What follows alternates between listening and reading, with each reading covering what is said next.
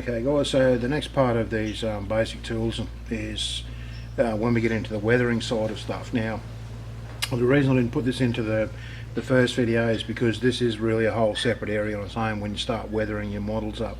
There's so many products and techniques and stuff like that, and there's a whole different range of things that you use, so I've sort of decided to put this into a separate video.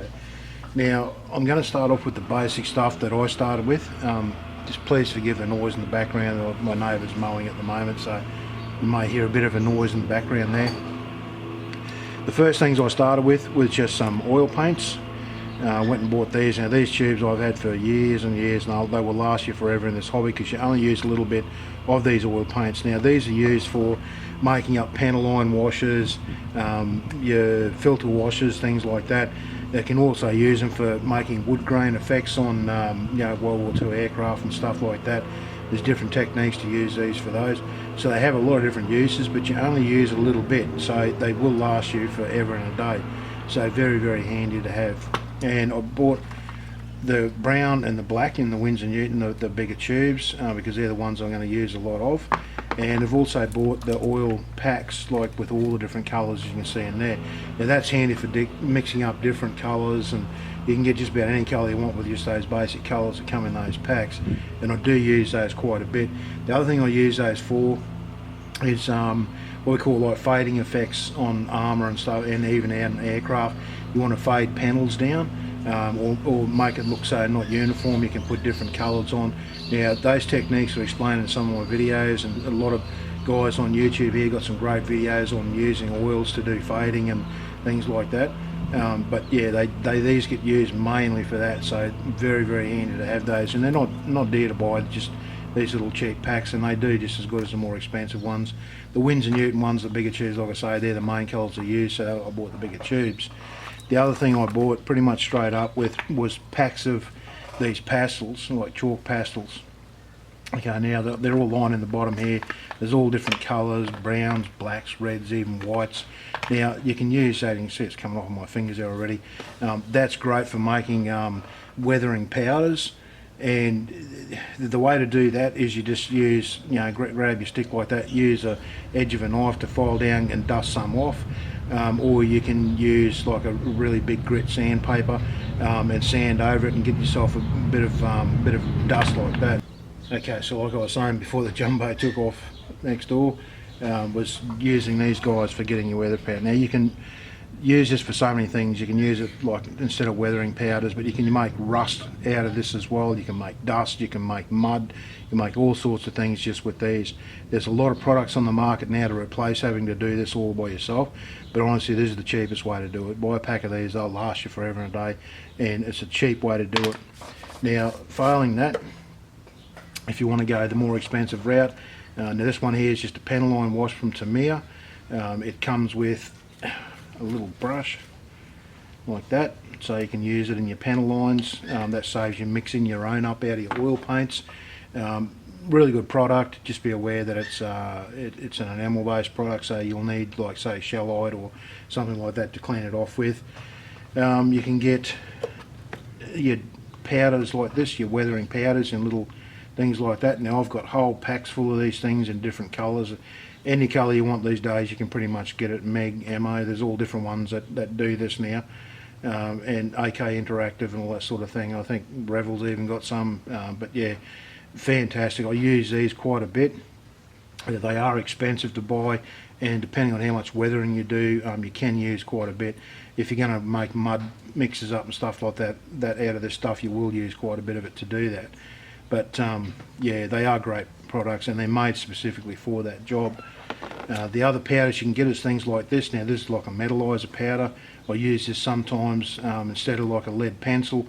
I'll dip my finger in that, run around the edge of tanks and stuff, and it'll give it a metal worn looking effect, a shiny effect, to replace your lead pencil look. So that's another weathering product that comes in handy. Now these guys here, these are one of the packs I was telling you about, and this one is the streaking effects. You see on the picture on the front there that nice looking streaking effect that they got on the armour. That comes in these packs. They come in all different colours in the packs. This one here is made to do that streaking effect. You can get them in winters, you can get them in, there's so many of them, guys. Have a look around the net, there's just tons of them. Now, I love using these. I use them just about all the time now, but I did find at first I was sticking with my oils and that because I couldn't afford to buy these. Okay, you can get the same effect with the oils, a bit more work in mixing them and stuff like that, and not as much control. These things here are fantastic, but just be aware you do pay for them. Okay, they're not cheap, but again, they'll last for quite a while. You only use a little bit of them, so very, very handy. This is just another pack that I've got here. This is for engines and doing tracks, so it comes with a variety of stuff. There's washers, and there's rust dust there, there's metallic dust in that end there. So yeah, these packs are quite good. Just look around, like I say on the net, guys, there's just heaps of these around, but not cheap. Okay, and this is just a pack of like weathering powders inside here. It gives you the colours here that you've got in there, and again, like I say, lots of different colours, and it gives you variation. If you've only got one of these and you put one colour dust over your armour, it's okay, but you get a much more realistic effect if you can mix a few different colour dusts in there. It gives it a bit of a variety rather than one tone sort of thing. So these are the sorts of packs you can buy. I bought that at a show, it was on special. I've had it for years and I've still got like heaps left in there. So, but I don't make muds and that out of these. I use my Pastels to do that. I don't want to waste all these on making muds and that. So really good value, guys. Another one I got here is these guys here. These are Tamiya weathering sticks. Now these are a little bit different. Okay, they come with a little wind out end. You can screw it out. It just looks like a crayon basically, and you just sort of rub that on. I'll rub some on my finger, you can see it there. It's just a dirty looking muddy type of stuff.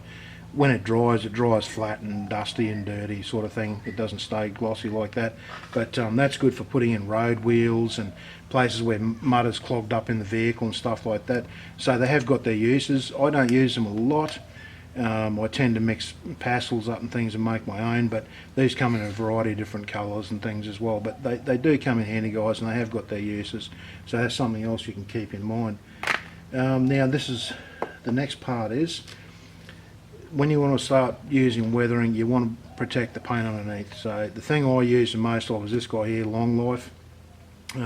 Fantastic product, and this is the one we use in Australia rather than this one here, which is the Future, which you can get in America. I wish we could get in Australia, but we actually can't.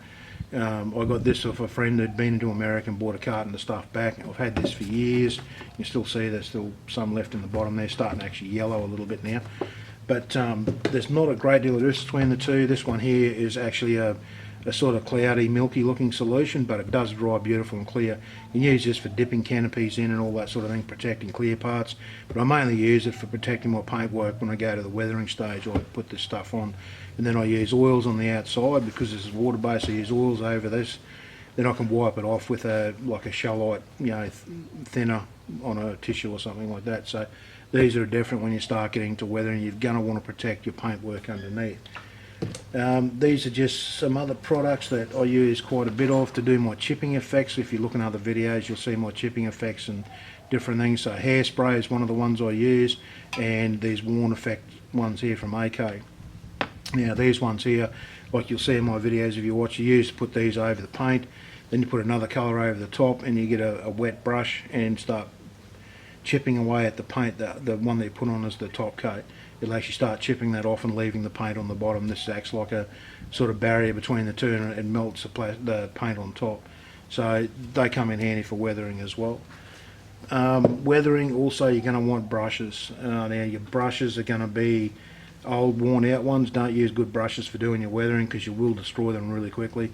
So I've got a whole heap of old brushes that were good once but not good anymore, and I use those. I've got different shapes and sizes which you'll use for different techniques, but you'll see that in the videos, guys, that as I put up and other people's videos here on YouTube.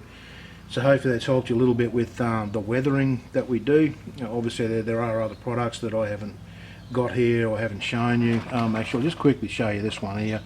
This is quite a good little product, this one. I got this off eBay. Now this is just a lot of black powder, but when you use it, rub your finger on there, it leaves, we won't do it on the cardboard obviously, but I'll try and put some over here. You can see it's starting to put like a shiny finish on that. Okay, so it's the same thing as using a lead pencil, but this stuff here I find is really good. But the problem is with these types of things is that if you put a clear coat over it, you'll destroy it, unless you put a really light mist. Okay, so I usually use that last. Even after I put the protective coat over everything, I'll use that last, just rub around the edges where I want that worn silvered effect. Okay, so anyway guys, that's about it for this video. I'll start doing the basic modelling videos now, and I'll start uploading those as I go through. I'll start with basic techniques up to advanced, and even eventually I hope to get into the photo etch stuff. Anyway guys, I hope you enjoyed this video. I hope you got something out of it, and I'll see you in the next one. Thanks for watching.